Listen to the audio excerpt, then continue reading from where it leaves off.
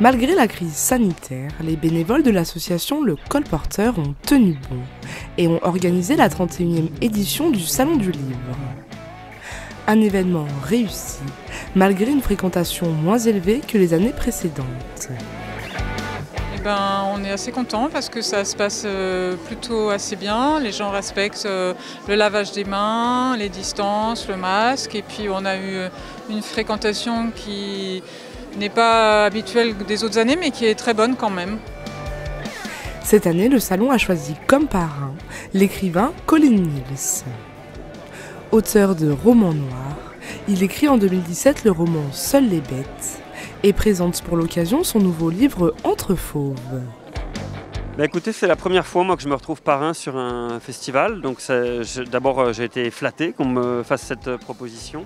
C'est des moments importants parce que écrire c'est un travail qui est assez solitaire. Donc venir rencontrer les lecteurs, pouvoir discuter avec eux, leur parler de notre travail, partager avec eux les émotions qu'on a essayé de faire passer à travers nos personnages, c'est des moments qui sont importants. L'auteur a participé à des tables rondes afin de présenter son nouveau roman. Histoire d'hommes, de lions et d'ours. Une histoire sur nos rapports à cette grande faune, aux grands prédateurs, et sur l'instinct de chasse qui reste à mon avis profondément ancré en chacun de nous. Voilà, c'était une rencontre animée par Thierry Caquet, qui est médiateur littéraire, pour essayer d'expliquer quel a été le travail. Ça fait 3 ans que je travaille dessus. Un salon où certains artistes de la région ont pu exposer leurs œuvres sur le thème « Intriguez-vous ».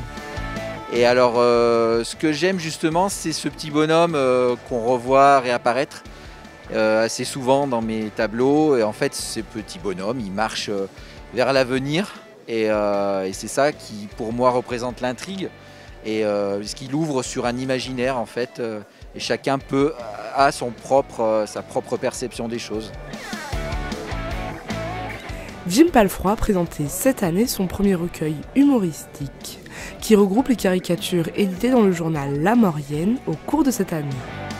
Ça se lit assez simplement, rapidement. Ce qui est intéressant, c'est que je leur ai donné un caractère à chacune des aiguilles. J'ai fait vraiment des personnages, une intello, une souvent en colère, et la petite qui est la plus grande, celle de la méridionale, c'est un peu la neuneu, c'est un petit peu celle qui est au ralenti. Et du coup, elle devient attachante.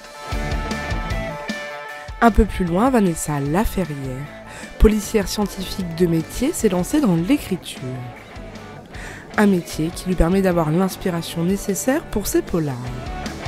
Oui, alors l'écriture au départ c'est une forme d'exutoire que je gardais pour moi, mais le fait de pouvoir coucher sur le papier des choses qui m'avaient marqué, ça me permettait de les faire passer plus rapidement. Alors il s'agit déjà d'une histoire inspirée de faits réels, une enquête sur laquelle j'ai véritablement travaillé.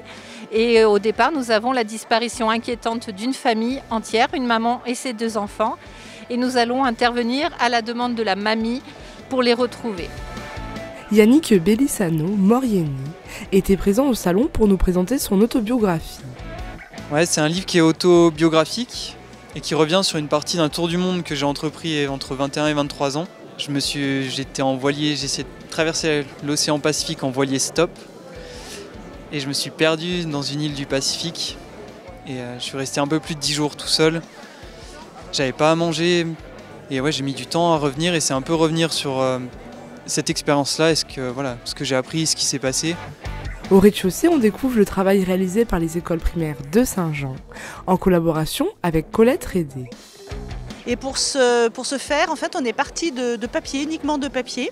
Et ils ont travaillé sur la silhouette, le grand, le petit, le changement d'échelle, le cadrage, qu'est-ce qui est mystérieux, le caché, le vu, enfin voilà, avec un jeu de collage et de découpe. Une artiste qui a réalisé l'affiche du salon et qui illustre des poésies contemporaines. Et je découpe des silhouettes que après j'assemble avec un jeu de plans, un peu comme un petit théâtre de papier en fait. En parallèle du salon, des animations pour les familles étaient proposées. Chiara de la librairie Délivrez-vous proposait un atelier jeux de société durant ces 2 jours. Donc on peut venir ici, on a une sélection des jeux, on peut vous proposer ceux qui sont le plus adaptés à l'âge et à l'envie du moment. Oui, ils peuvent venir et tester les jeux et après chaque essai, nous on les désinfecte. Du coup, voilà, au niveau des mesures de sécurité, on fait le maximum. La journée s'est terminée par la remise du prix littéraire Rosine Perrier, décerné cette année à l'auteure Sylvie Tanette pour son livre Un jardin en Australie. Moi, j'ai pas l'habitude, c'est mon deuxième livre. Quand on écrit un livre, on est content de trouver un éditeur ou une éditrice. On percute pas forcément que des gens vont le lire. Et d'apprendre que des gens l'ont lu et qu'en plus ils l'ont aimé et qu'ils ont voté pour lui, pour moi, c'est très impressionnant. Je suis très touchée par ce prix. Une nouvelle édition maintenue pour le plus grand bonheur des visiteurs.